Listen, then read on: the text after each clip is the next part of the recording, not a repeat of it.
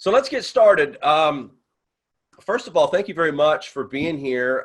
It's been a long time since I've done this kind of training. I used to do it all over well, I wouldn't say all over the country, but in a lot of different places, but it was always in person. This Zoom thing is very, very new to me. So I hope that the presentation is worth your time today. I know it's very valuable, so I'm going to jump right in.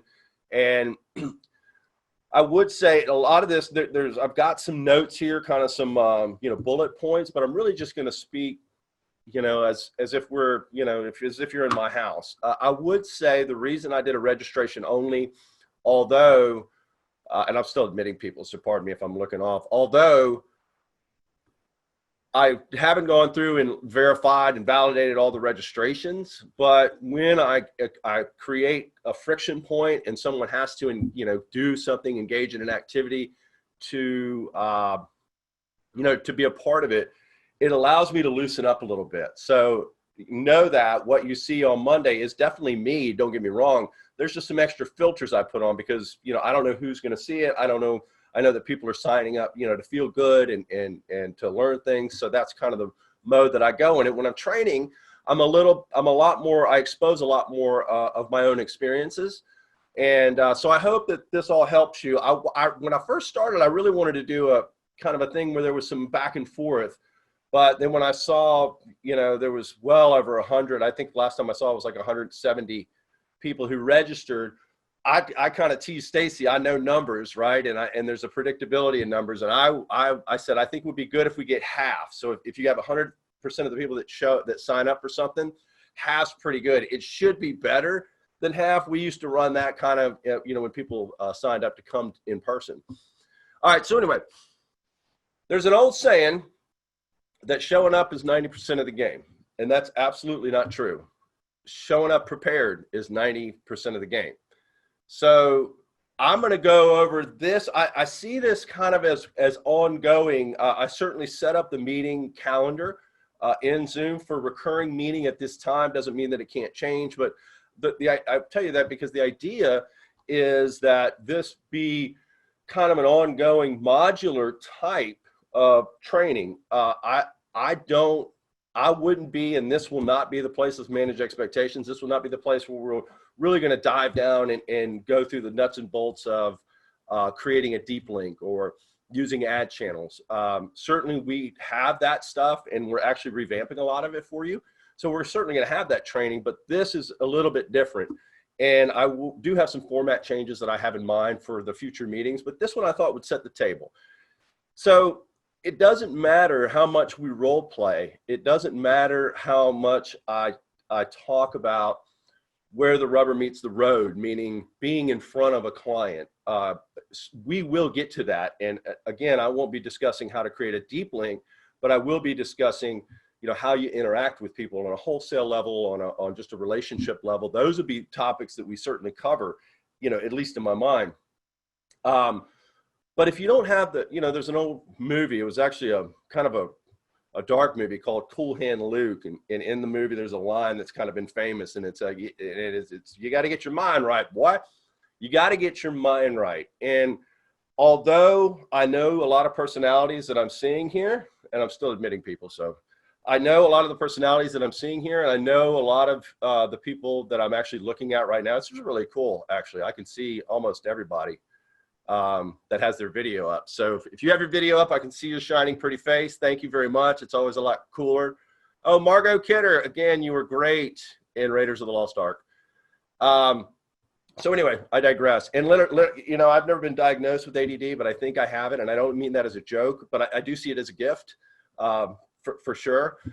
So anyway, I know I'm going to be bringing a lot of this information. Is probably something you've heard. I told somebody the other day, the last original thought I had, I lost money. So, none of these are really new thoughts, but I will tell you that, the one thing that I can bring to the table is some experience in putting these to the test and experience being around people that are intentionally talking about and reading and meditating on principles that we know without any shadow of a doubt lead to a high predictability of success, and not just in business, in life. And I said it the other day and I'll say it now. I had a mentor once and his name was Tim Goad. He was a great guy. He still is a great guy. But I asked him a question once. I said, Tim, how does a man achieve greatness or, excel in 3 categories of life: the spiritual life, the business life, and the family life? And he said, well, your thinking's all wrong, Pitts. And I said, how so? And he said, it's not 3 different things. It's all one thing. Success is predictable. The thing that's not or the thing that's also predictable is the human condition and the human intuitive decisions we make and the things that we do. And I'm talking aggregately, not to any one person, but there does, when you get to a large enough number, there is a high level of predictability, both with people being not being successful on the other end of the spectrum, and people that are very successful. So today, I want to talk about how we get our mind right so that when we do start talking about and when we do start activating the things that we learn and how to best interact with people with respect to either, selling our product, solving a health solution for someone, or bringing someone aboard and allowing them, an opportunity to, to make money and help people. So I would start, I did a little poking around, and I think Stacy mentioned it when I decided I was going to start training. The first thing I said is I got to start reading. I love reading. It always does a great thing in my life. And for whatever reason, a lot of times I find that I'm not reading, and it seems like it's just easier not to. So I started poking around and reading and kind of meditating on, and the idea that I had was if I had to kind of give a concise little list to my kids, if I wasn't going to ever see them again, it's like, hey, here, just, keep this. That's kind of how it started, and that's kind of how it manifested. But the first thing that we have to have, if you're going to be successful at anything, is enthusiasm.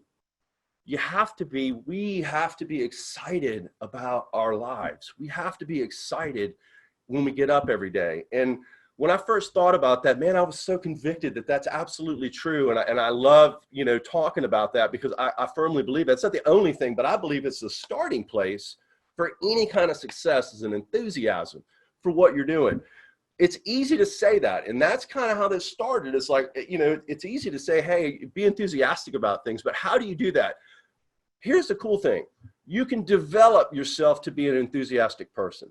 I remember I saw John Maxwell one time, and he said, I was making another point, but he said you could develop creativity. And that kind of was counterintuitive to me. I figured, either you come out and you have you're artistic or you're creative. But upon further study, he's right. You can. So you can develop enthusiasm. The first thing that I would do, and this is in real no particular order, but if there's really easy ways to be enthusiastic, if I were to micro down about CBD BioCare. The easiest way is to engage in our Facebook groups, read the testimonies, be a part of this, kind of community, and you hear and read and see real life stories of our product or our opportunity, making a huge difference in somebody's life. So to me, that's kind of the easy, practical way. The list that I have is kind of a mindset or a thought process or a mental training that I use myself. Now, again, I may be bringing sand to the beach with a lot of this information, but Tiger Woods knows how to swing a golf club, but he has a coach. I know how to work out. I've been working out my whole life. I know every exercise, but I work out with a coach. So that's kind of what this is. It's for us together to kind of, you expect what you inspect. So it's even maybe refreshing old thoughts that we've had in assessing some of the things that I'm saying to the realities of your lives. So it's really weird doing this without any kind of feedback. So I'm going to have to get used to this. The first thing is you have to have, you got to have a dream. You have to have something that you really want. You have to have, if it's a better lifestyle, if it's better education for you, your kids, whatever that looks like. It's as unique as we are as individuals. It's okay to dream. I think we have to see it's okay to dream. And the reason I put that in there is because, one of the first words we learn as a child is no. and you get around children and they dream and they tell you big dreams and big imaginations, right? And then that seems to dissipate as we get older. And the reason is because life is tough, right? We get hit in the face, and sooner or later you keep hitting the door and the wall and you stop dreaming. And sometimes I brought this up in large rooms, and you get people that come up after you, you know, after the talk and talk to you individually. And you would say, some people, it's like, man, I remember dreaming. I just forgot to dream. Like I hadn't thought of that. Like I'm just in, you know, you get kind of caught in that American dream we call a rut, right? Where you're just doing the same thing every day. And I don't even mean occupationally. I mean, just mentally, physically, from a activity standpoint.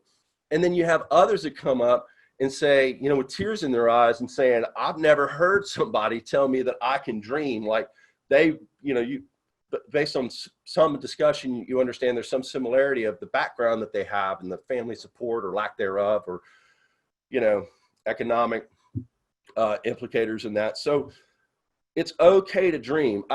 Now, when I started, and I say I came up with the idea, but obviously Stacy and I built this thing together. So when we started this, I didn't have a dream board, which, by the way, I would do. Like if you have dreams that you want, I would put those in your face. There's huge value to seeing what you want.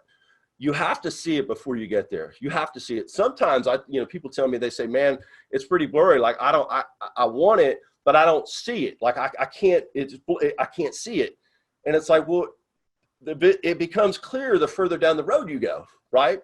If you see anything that is inspiring you and motivating you, then go down the road, start moving down the road, and the picture then becomes clearer. When I started it, I didn't have a dream board of nice cars or big houses or jewelry. I like all of them. Don't get me wrong. Do not get me wrong. But that wasn't the motivating factor of me wanting to get out of a really good job that had really good pay. Well, pretty good pay, and good benefits. It met all the criteria of the good job. The first thing that I wanted is I wanted to walk more slowly through my life. Meaning, when I was younger and chasing a dream, and I wasn't, I did see business as it's a single silo. Right now, I do see what Tim Goad says, and that it's all one thing. But back then, I was charging so hard, man, and I the dream was different then. But I remember I was charging, and I have this picture of me moving through a crowd, right? And moving people out of my way, right? Trying to get, I'm an A-type. That's, I'm kind of a bull in a china shop, trying to get to where I want to go. And then it hit me one day. What if one of these is my daughter, Catherine, whispering that she loves me? What if one of these is, hey, Dad, will you throw the baseball with me? And man, it really hit me that my motivation was wrong, right?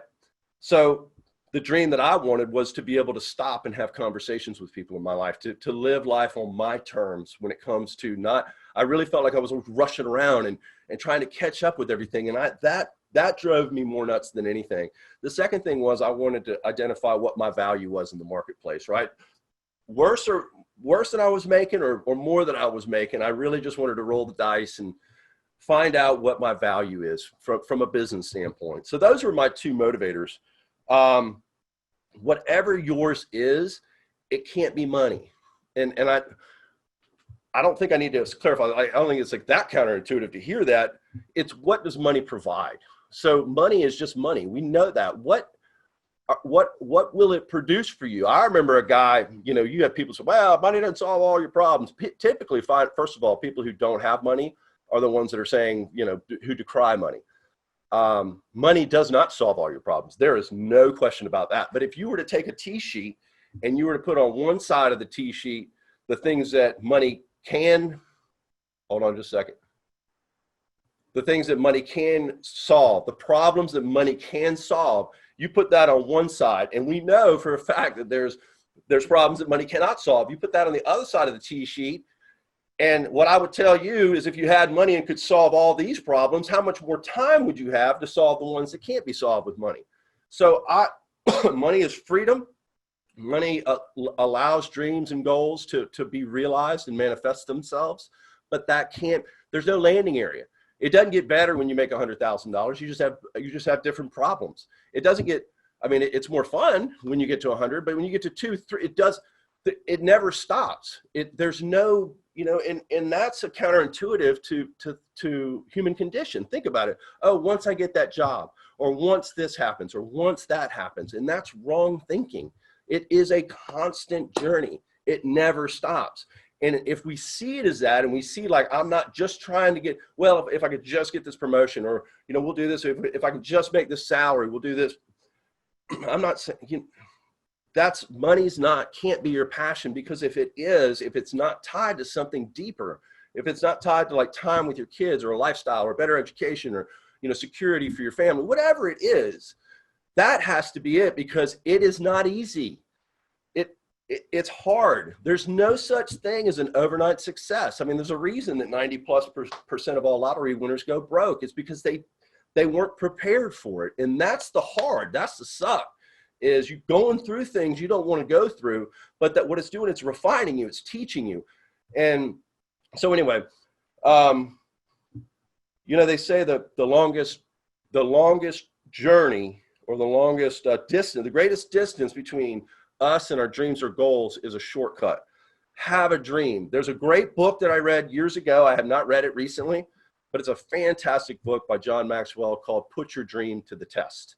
If you don't have if what I'm saying is like, wow, I want to do that, but I've never done that, I don't really know how, where do I start?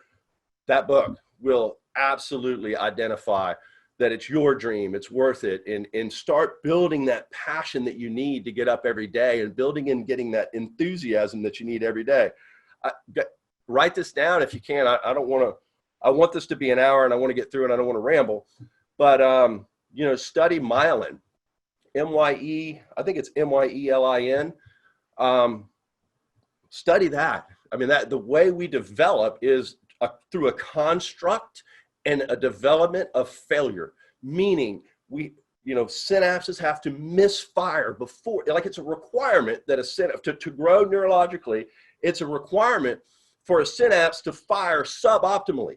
It will never fire optimally to begin with. It's required to fail first.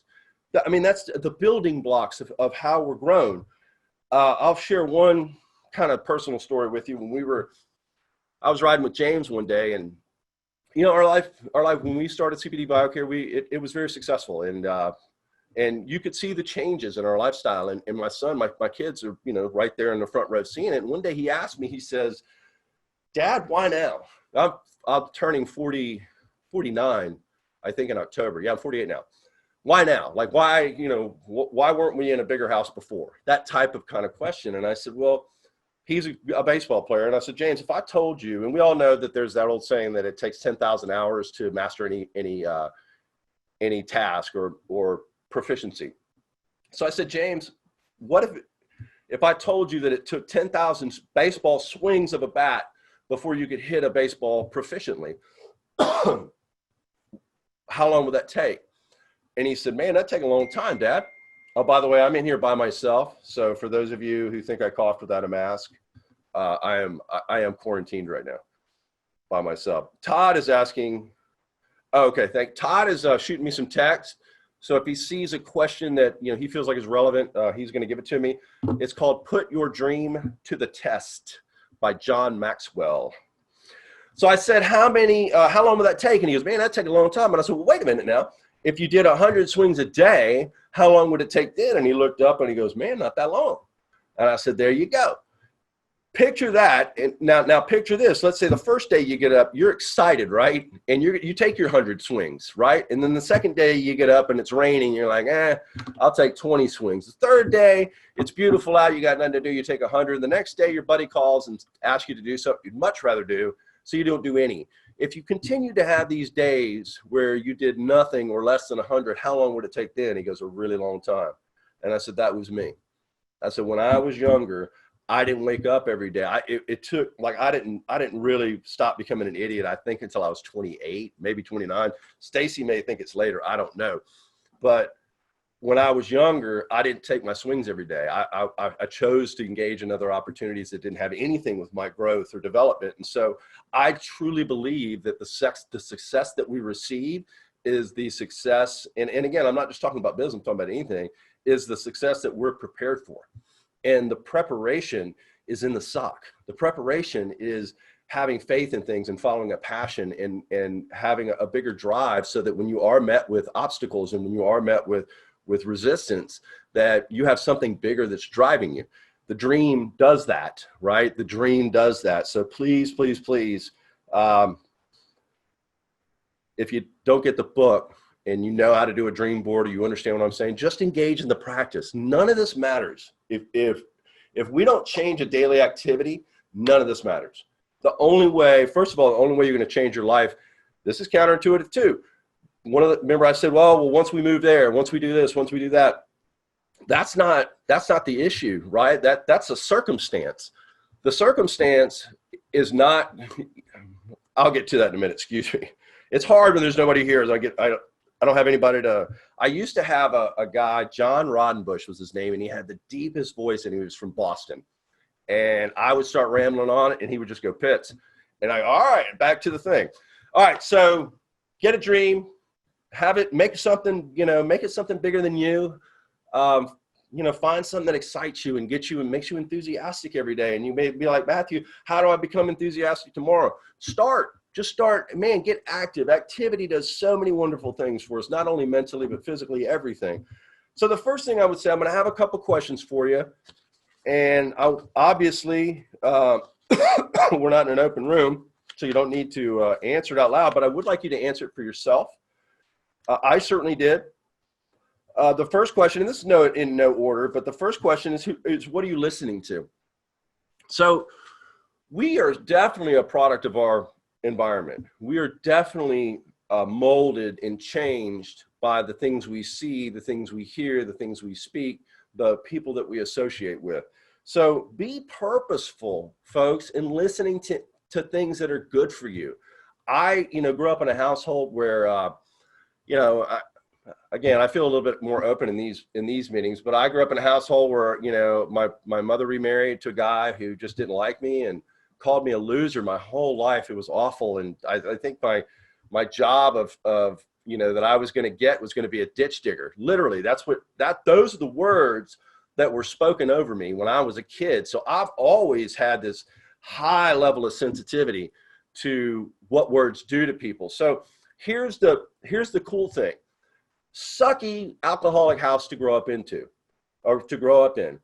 But for years, and I don't do it anymore because they're older, I do it in different ways. But for years, I was so intentional to speak words of life and truth over my kids when I tucked them in. I tucked them in every night. And every night I tell them, I go, man, you're a difference maker. You're a world changer. You matter. You're loved. The people care for you. You can do whatever you want to do. You have more in you than you'll ever know. I mean, and not the furthest thing from being manipulative. It's what I believe. It's truly what I believe.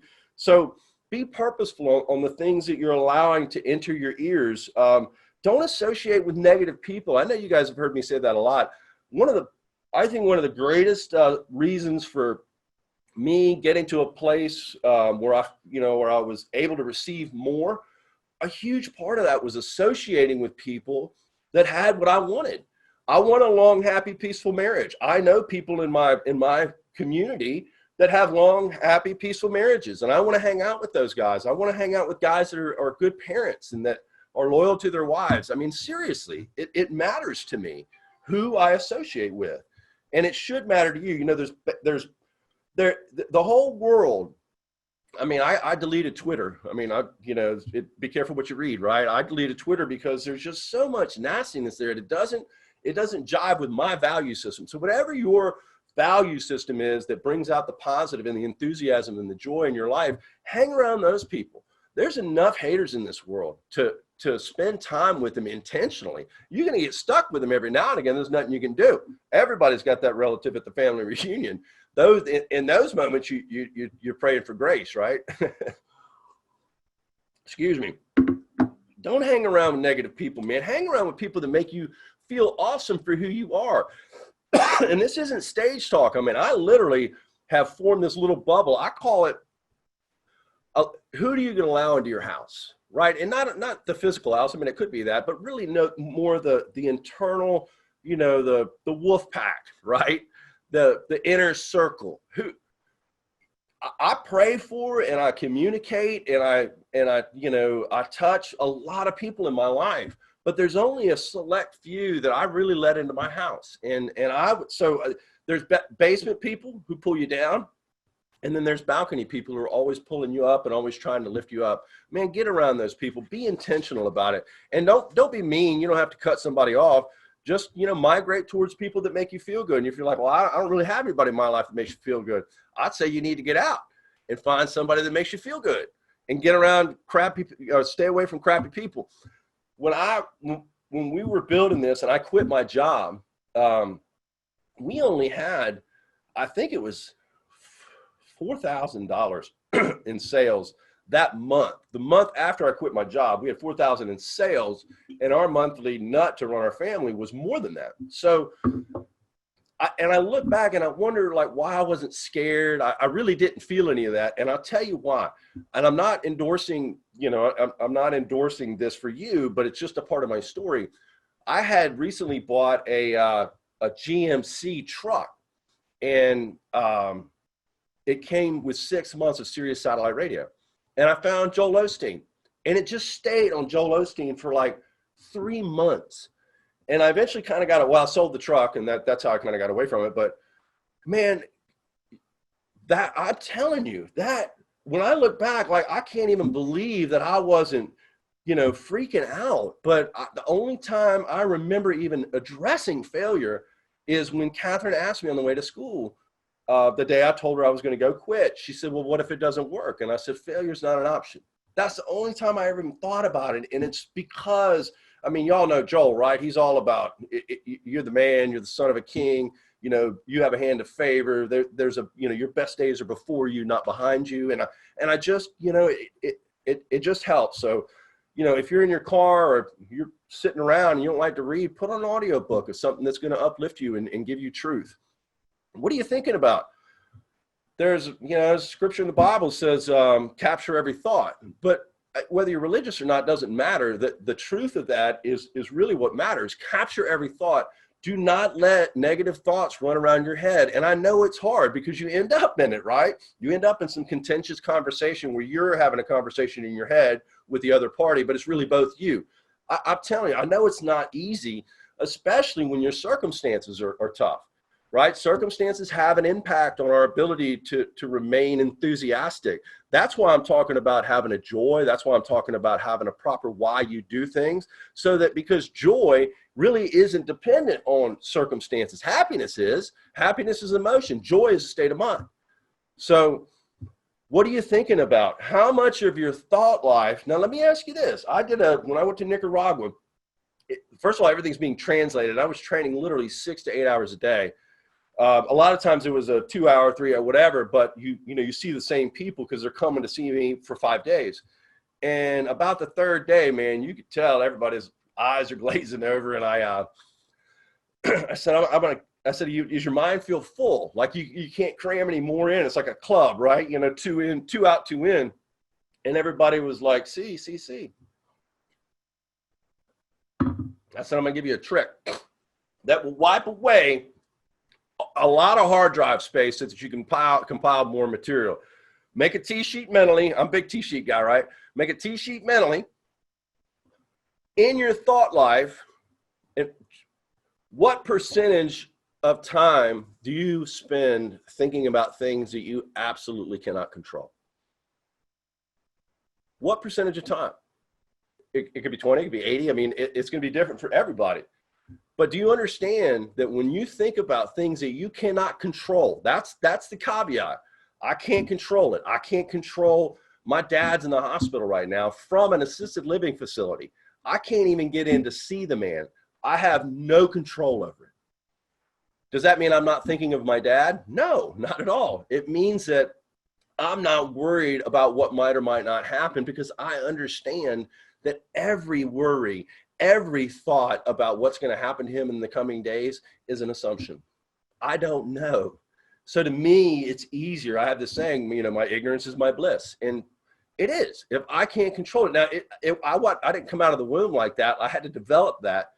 But start thinking only about things that really you can impact and can control. And, there is something I can control with my dad. I can pray for him, which is my faith, and I can call him, right, and uplift him. That's what I can control. I can't control his health, or I can't control what the doctor says. So that, to me, it might sound simplistic. It might sound, I don't know, but if you can get good at that, it's going to eliminate. I'm a curious guy. People around here would tell you that I'm learning about current events, and I am, but I don't watch the news. First of all, I don't believe any of it, left or right. It doesn't matter what your political affiliation is. They're all full of crap. And it's negative. Everything's negative. Like, there's not an uplifting story. I mean, how often do we see those military videos with military people coming home and the dogs or the wives or the kids? And man, those kind of things, they really uplift me and they make me feel good. So take care of your thought life. Your thought life matters.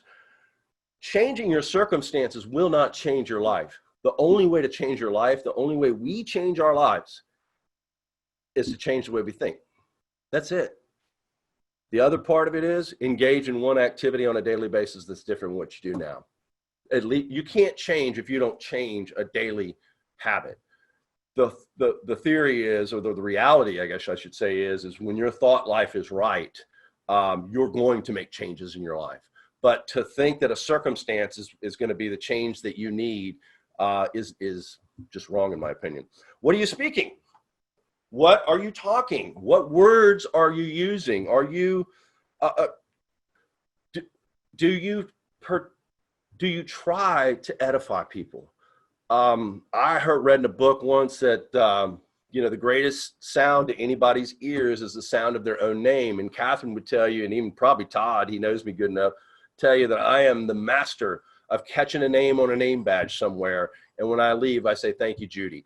And I'm telling you, man, 8 times out of 10, you get like they change. Like if they were even a little curt and you say, "Thank you, Carol, appreciate you." Oh, you're welcome. I mean, just smiling at people. I mean, there's so much data about energy that's put out of the frontal lobe that's received by people. So, sometimes you can change somebody's day just by smiling. And we live in a sowing and reaping world. I mean, you will reap what you sow. If you sow positive words, if you sow edification, if you sow a desire to make people feel better after they come in contact with you, because there's a reaction, right? It's either going to be positive or it's going to be negative. So if that's an intention, to lift other people up, I'm telling you, it gives you a joy. It seems to reduce, our own problems when we start, thinking about other people. And here's something that's huge, you guys, huge. Do not speak negative words about yourself. Don't say I'm fat. Don't say I can't do. Don't ever articulate. And I tell this to my kids. It's a rule in our house. And James breaks it all the time, and I get on him all the time. Do not say you can't do something. There is so much power in the words you say, not only to other people, but man, I know we think it. Don't let it come over your tongue. Do not do that. If you want to be somebody, speak it. Speak it. I made a lot of mistakes in the past in not being a great husband or not being a great dad, chasing dreams. And I had priorities that were other than my family when I was younger. And the way I turned that around is I started, instead of me always saying, "Man, I missed the mark. I wish I was a better dad." I stopped doing that. And I was like, I am a good dad. I love my children. I didn't need to, turn anything around there. But, I do spend time. I am a quality father. I am home. I am a there father, and started speaking that stuff. So just as negative as a negative word that you say about yourself, just as powerful as that negative energy is for you, and it's just as powerful on the positive side. Start speaking positive words about yourself, even if no one's around. I do it all the time. Everybody just thinks I'm arrogant. I kind of am, I think, but speak positive words about yourself. If you want to be, I want this. I am this person. I am this person. So anyway, what are you speaking? The other one, and we talked about this a little bit, is association. I actually talked about it a lot. I can't tell you. I'll give you a story. I was riding with my buddy Larry one day, and we were baseball coaching at the time, daddy ball, right, in Little League. And I actually met him because I was a coach and coached his boy. And great, we shared family values, everything matched up. And then a few seasons later, excuse me, I needed an assistant coach. So I asked Larry to do it. We ended up coaching a team to the All-Stars. It was great. Anyway, one of our kids, our players, had a birthday party. And it's in St. Pete, which is in Pinellas County. You guys probably don't know. But anyway, we're coming up, and we were talking about opening a HIT facility. I'm pretty good at training kids. I love coaching. I love teaching people. And I could really connect with kids on how to hit a baseball. And so we were thinking about either franchise or building out, a place where people could come and coaches could use it, really nice place. So we come out of this park, leaving this birthday party, and there's a sports authority that went out of business. And Larry looked over and he goes, I wonder if that's for sale.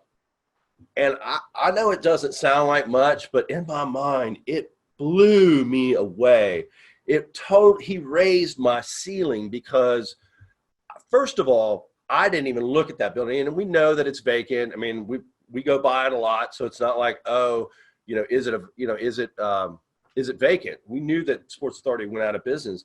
But even if I would have thought about it, I would have thought, could we, maybe lease part of it and, just something smaller. And when I get around people like Larry, all it takes is a reflection of how he thinks. And I have a ton of those examples with other people, but this one is pretty fresh in my mind and it's relative to this business. It just blew my ceiling wide open, and it gave me so much more room to think and grow and become a person that can receive greater things, right? The only way you get there is if you think it, as a man thinketh. You have to change the way you think. And being around someone like Larry, and he's a good family man. He's a dedicated father. He's a good businessman. There's certain parts of Larry, like everybody, that, hey, I don't want to emulate. I'm sure there's a lot of things about me he doesn't want to emulate. But the relationship benefits us both. And so that association is so powerful. And then I think but coming near the end here, who are you serving?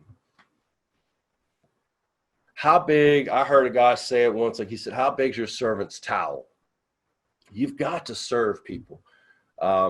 If when I say that, you feel like, oh, there's a place that you want to go serve people. If you think, man, maybe I need to serve my family better. I need to serve my church, my employer. Have a servant's mentality, right? So when, in this business, when you're talking to someone about their business and putting, our products in it, or individuals selling our products or our opportunity, if you have a spirit that you're looking to serve them and solve a problem in some way, that's bigger than the dollar, right? And I think it's so easy to forget about our own problems when we're serving others. It's just so easy. So I hope that being a servant, we get, especially A-types that are chasing something, right? You have to be intentional about it to move the needle. And so be intentional about serving somebody, something, because once we engage in service of others, we are part of something that's so much bigger than us. And it does, that in and of itself will give you headroom, will expand your thinking, will expand your understanding of people and needs. And when you're serving, it's a lot easier to live a life of gratitude. I got one of the greatest compliments the other day. My buddy Tony and he plays golf with me a lot, and he goes, man, you're the most grateful guy I've ever met. And you know why I'm most grateful, honestly, It's because I'm grateful, right? I'm so grateful that little things are not lost on me. And again, I used to be a negative, kind of a jerky type of guy who was chasing a dream, right? Alpha male, get out of my way. And so it was a development process. And it really started, I'll tell you a very personal story. When I was, I think 17, I went with my dad. We have an uncle. He has an uncle who, we went to Ocala about 2 hours away to go to a funeral. And he had lost his 9-year-old girl, his 9-year-old daughter. And we walked into that church, and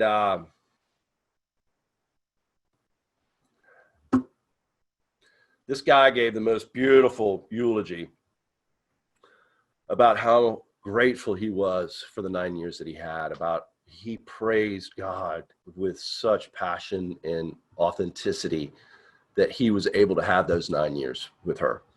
Now, I'm not saying I'm there yet. Wow. But man, that changed the way I thought. When I go out and play golf, I'm not kidding you, every single time. And I think that's probably why Tony says, it's like, oh my gosh, we're so lucky to be able to come out here. Look how beautiful this. God is so good. Oh my gosh. The birds, the bees, the trees. It's like, it's all so amazing. And it's a better way to go through life. It's just a better way to go through life. And I've done this in rooms with a lot of people and a little people. And I know it can be an emotional topic because I know that there's healthcare issues and family issues. And I know that there's some really, really rotten stuff that happens to people out there. And it can be tough to live a thankful spirit. But I remember I watched this one lady, or I saw it online. This one lady had this huge chunk out of her leg. She got bit by a shark. And they interviewed her and everything. At the end, she goes, man, I just feel so lucky. And I'm thinking, you don't look lucky, but she had the right thought process, right? She was lucky that she didn't die, right? I mean, I've had people complain and bitch and moan about things that are driving a nice car, have a wife, have a life, have so many things that all they would have to do is change the way they think, change how they see life. It's not even manipulative. It's like, the analogy I gave Catherine when she was a young girl, I was like, there was a car, we were talking about perspective and having a proper perspective. And this car goes by and I see, how did it happen? I'll spare you the logistics of it, but I saw on one side of the car that it was all banged up, but on the other side of the car, it was like nothing had happened to it. And the lesson of the story is it depends on what side of the car you want to look at. It's the same car. Right. So, if nothing more, you all, as I look at you, let's be thankful that we're able to be self-employed and try something new and be here together. I mean, everybody's, at least I don't see anybody laying down. So I think if we're upright, we have something to be thankful for. We all have it. It's just a matter of being intentional on how we think. I read a book a while ago a long time ago called The Shack. They actually made a movie out of it. And there's a part in the book where Jesus and the dude are walking. They're actually walking on the water. And Jesus asked the guy, he said, where do you spend most of your mental time? Is it in the present, in the past, or in the future? And he said, future. And that was me. I'm sure a lot of people on here are saying past and some maybe present.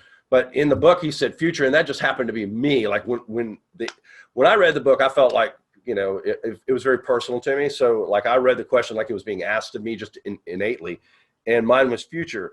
And he said, let me ask you this. Do you ever see me up there?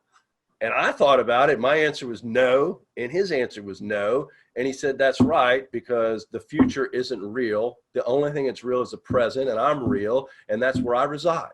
So seeing things like that caused me, and I am almost to a fault, like, you have that development thing where you try to get up and then there's that law of diminishing returns. I feel like I'm on the other side of the law of diminishing returns because sometimes being so in the moment can cause some scheduling issues, right? I do have a schedule, but in my life, I've kind of gotten to the point where, and I don't know if it's even a good thing, but it's true. I've kind of gotten to the point where I kind of just live in the moment. I'm not I'm not thinking about tomorrow very much, unless there's a meeting I'm preparing for, something like that. So you hear my heart on this, but I'm like, when I'm on the golf course, I'm on the golf course. I'm not out there thinking about business. I'm not thinking about anything. Now, if I get a call from the office, obviously I take it, but just having the ability to kind of be where you're at. And I think I learned that in sales, because we would, you book so many appointments and you got one of them running long, and the intuitive human condition is to start thinking about that next sale. What am I going to do? How am I going to fix it? I can't, all that stuff. And I really had to train myself to really it's called be where you're at. First of all, get where you're going on time. And then when you're there, be where you're at.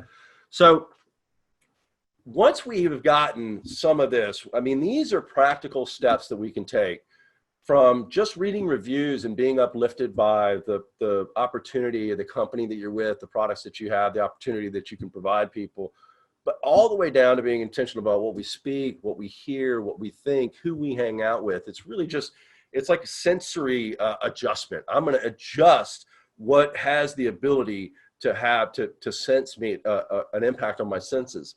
Once you do that, certainly the next thing that I'm going to talk about is getting active. It's not going to be today because we're right up against it. It's kind of a new topic, but it really is about getting active. First, get your mind right. If you're not reading, please read. If you're not engaged in being intentional about some of the things that we talked about today, please do so.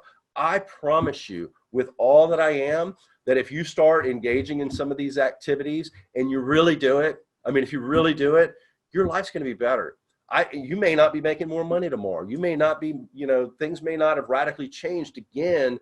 Once we begin to search and understand that our joy is not tied directly to our circumstances. Can circumstances have an impact on it? Well, that depends. That depends. It depends on what how you're thinking about things.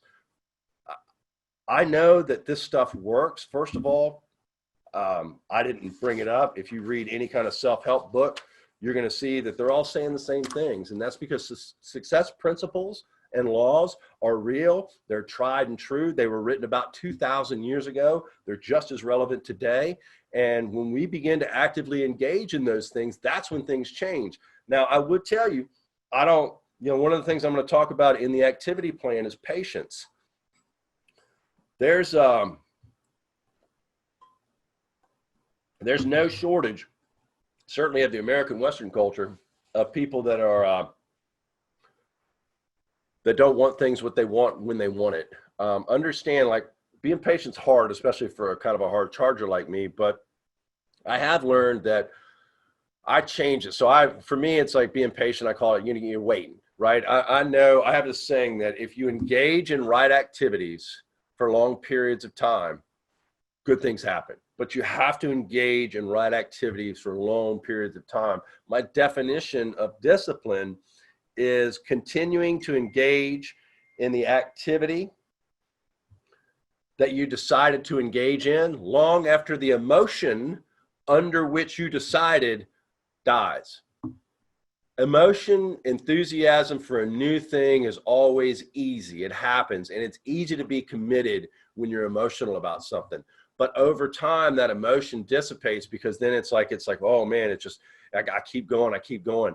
But if you're engaged, I remember years ago, I'll share with you guys, I had some issues. I was partying a lot, and I had some lifestyle issues, and I had to make a real kind of a reset in my life. And the challenge was, like, I knew I was different, right? My thinking was different. I turned back to God.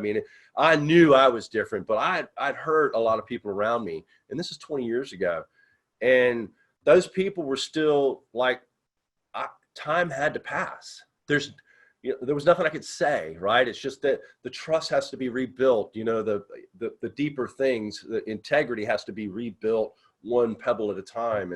And the same thing with trust, depending on the person whom you're wishing to trust you. And I just remember that was the first time in my life where I saw time passing as my friend. That was the first time in my life where it really hit me. It's like, wait a minute. I can't wait for a year to pass with me engaged in right activities, so that, things will change for the better for me. And when you're really engaged in right activities, even like if I'm working out, I like working out in the morning because it's done, right? It's like I engaged in the right activity and my mind's right and I feel good. But I hope your success is kind of like my success. I love my life. I love my wife. I adore my children. I have huge, big problems that hit me all the time. I mean, I haven't seen my dad since March, and he's in the hospital, and I'm scared he's going to die alone. So there's no shortage of big lifestyle issues happening over here, but it's really just the way we approach it that makes the big difference. And then once you start finding that enthusiasm for life, man, you're going to attract people that are enthusiastic. We attract what we are. I mean, if you want to, I have an old saying, you want to be a drinker and a bowler, go around, hang around 5 dudes or gals that drink and bowl. It'd just be a matter of time before you'd be drinking and bowling too. So once you find that enthusiasm and once you start projecting a spirit, like, I was telling you about patience and wait. When I think of I'm waiting on something, I think of myself as a waiter. Like during this time, I'm going to engage in right activity, but to get my mind off my impatience to get where I want to go, I can go wait or serve somebody. So that also helps. Having a thankful spirit, having a servant's heart. That's not my gift. That's not my first gift is not service. My first gift is giving. That's what gives me joy, which I guess is service to some degree. But anyway, it doesn't have to be, you don't have, well, Matthew, I wasn't born with the gift of service. No, you develop it.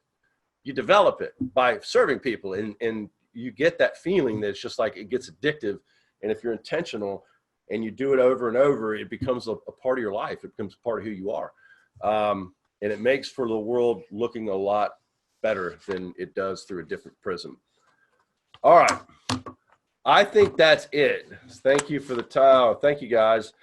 Let me know. I mean, guys, honestly, there's an old saying that I'm sure somebody will correct me, man. It's the barb of truth from a friend is better than the flattery of an enemy. So if you have opinions or anything, if you like it, you want me to continue, let me know. If you don't, let me know. It's okay.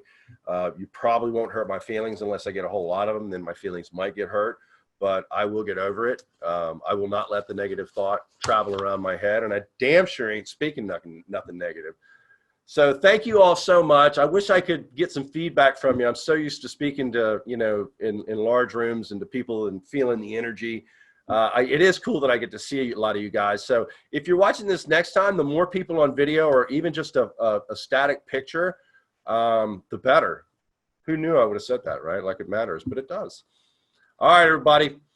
Todd, I'll give you about 30 seconds if you want to shoot a text, if you think there's something I should cover before I call it. But hey, look, we're at right 56 minutes. Man, I'm a pro. Did you hear that? See, did you hear that positive word I just said about me? I can't find my mouse, Todd. Oh, there it is. All right. I think we're good. Thank you, everybody. Unless I get a ton of people who who complain, we'll do it again next week, and we'll start getting with activity. How now that our mind's right, use this week to get your mind right, and then when we start next week, we're going to go straight to being active and what that looks like. Todd is text me. Bear with me. Someone asked you. Okay, got that. There's some good. Okay, all right. He thinks we're good.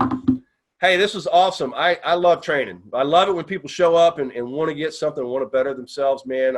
In that respect, I guess service is a strength for me. Thank you all so much. Hey, I am from the bottom of my heart. This company is driven by you guys. So I hope this helps. And if it does, I'm willing to throw all in on it.